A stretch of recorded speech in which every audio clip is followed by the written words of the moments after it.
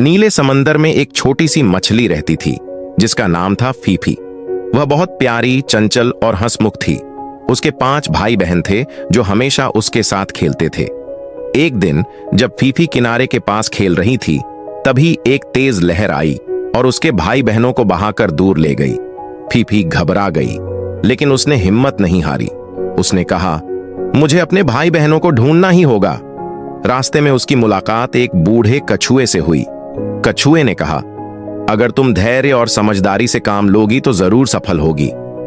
फिर एक बड़ी मछली ने उसका रास्ता रोका, लेकिन फीफी ने नम्रता से बात की और अपनी परेशानी बताई। बड़ी मछली मुस्कुराई और रास्ता दे दिया। फीफी ने कई मुश्किलें झेलीं, तेज धाराएं, अंधेरे रास्ते और डरावने जीव, लेकिन वह कभी नहीं रुकी। आखिरकार वह एक छोटी सी गुफा तक पहुंची जहां उसके भाई बहन छिपे हुए थे। सभी बहुत खुश हुए और बोले, फीफी, तुम सच में हमारी हीरो हो। उस दिन से समंदर की हर मछली फीफी की बहादुरी की कहानी सुनाने लगी। अगर आपको यह कहानी पसंद आई हो तो वीडियो को लाइक करें, शेयर करें और हमारे चैनल को सब्सक्राइब करना न भूलें, ताकि आपको और भी मजेदार बच्चों की कहानियां मिलती रहें।